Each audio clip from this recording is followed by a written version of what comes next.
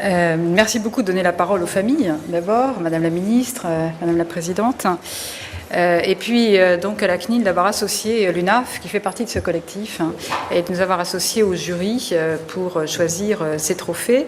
Je veux dire que dès l'origine, on était très motivés par ce projet, d'abord parce qu'il s'adresse aux plus jeunes. Ces projets sont réalisés par des jeunes, et puis aussi, nous avons bien senti tout de suite qu'ils pouvaient être appropriés par les familles. Donc je vais vous parler des familles, évidemment, des parents, parce qu'évidemment, ils ont un rôle essentiel aussi à jouer dans ce domaine-là. Et on sait bien d'ailleurs que la question de la vie privée, des données personnelles sont souvent une préoccupation. Nous faisons beaucoup de réunions sur le terrain et très souvent, ce sont les premières questions qui viennent de la part des parents.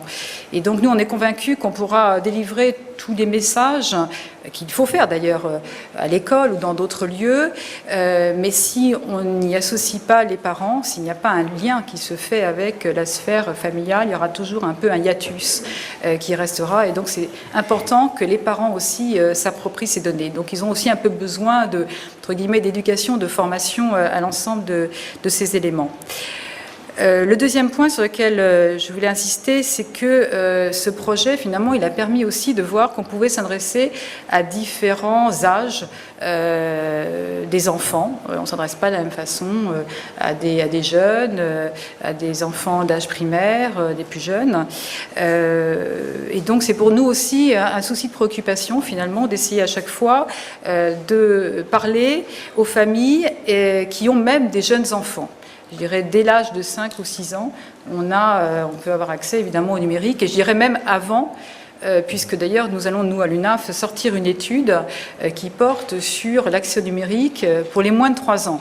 Alors ça peut peut-être un peu surprendre, et pourtant c'est une réalité. Nous allons donc sortir cette étude, c'est que les enfants, en fait, dès le plus jeune âge, ils sont confrontés aux écrans par les parents, enfin via, je dirais, les parents, via parfois les assistantes maternelles, et il nous a paru intéressant d'aller voir ce qu'en pensaient les parents. Et on voit que très souvent, en fait, les parents sont partagés entre un sentiment un peu de culpabilité, où ils sentent bien qu'en fait, de mettre les tout-petits en face d'écran, il y a peut-être une difficulté. En même temps, ils sont sollicités aussi, il faut reconnaître, par l'économie qui propose des tablettes, ce qui donne un peu une forme de crédit. Et puis en fait, on a vu que très souvent, ce sont des familles qui sont confrontées à des difficultés, des familles par exemple monoparentales, des familles qui vivent dans des logements très exigus et pour qui le recours aussi à ces supports peut répondre, peut servir de palliatif. Donc on voit que effectivement, ça renvoie à des problématiques plus générales. Le troisième point, c'est qu'il faut, pour nous, trouver des lieux aussi où rencontrer les familles. Alors, on a des réseaux d'associations, etc. Mais l'école, on le sait bien, peut être effectivement ce lieu où on peut discuter avec les parents, où des parents, surtout, peuvent rencontrer d'autres parents. Et c'est pour ça que le projet de créer des espaces parents au sein des établissements scolaires nous paraît très, très important.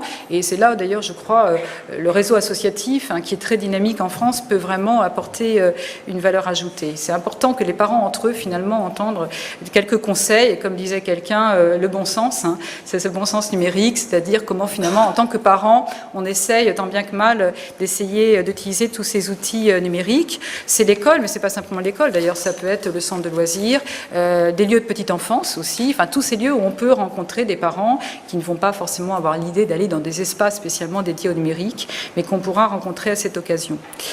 Et puis enfin, ce concours l'a bien montré, c'est que l'éducation numérique, ça concerne aussi les jeunes adultes. Et pour nous, ce projet était vraiment passionnant, finalement, d'introduire, comme on dit dans les jargons, une dimension intergénérationnelle, c'est-à-dire finalement de solliciter des jeunes qui vont se poser la question de savoir comment on peut transmettre des messages, d'ailleurs sous forme un peu amusante, auprès des plus jeunes. Et d'ailleurs, le jury a bien senti, quand il a auditionné les candidats, qu'il y avait un véritable souci de la part de ces jeunes, de se dire comment est-ce que je peux protéger mon petit frère, ma petite sœur, mon neveu, ma nièce, etc. Et ça, je crois que c'est une dimension qu'on ne met pas peut-être suffisamment en valeur. On parle des enfants, on parle des parents, peut-être pas suffisamment des fratries. Et je pense qu'il y aura là un message tout à fait intéressant à donner aux parents, qui souvent voient les aînés de manière un peu péjorative, il faut le reconnaître. On a toujours l'impression de voir que les aînés vont donner le mauvais exemple. C'est peut-être l'occasion de dire qu'ils peuvent peut-être aussi avoir des messages un peu de responsabilité aussi auprès des jeunes. Donc je trouve que c'est intéressant. Ça veut dire que, et là je m'adresse aux jeunes, il y en a beaucoup dans cette assemblée, mais pratiquement à ceux qui ont participé au concours, c'est que vous avez une responsabilité, je crois, à exercer effectivement dans ce domaine-là. C'est un message donc pour les parents, appuyez, voyez quelles sont les possibilités au sein des familles.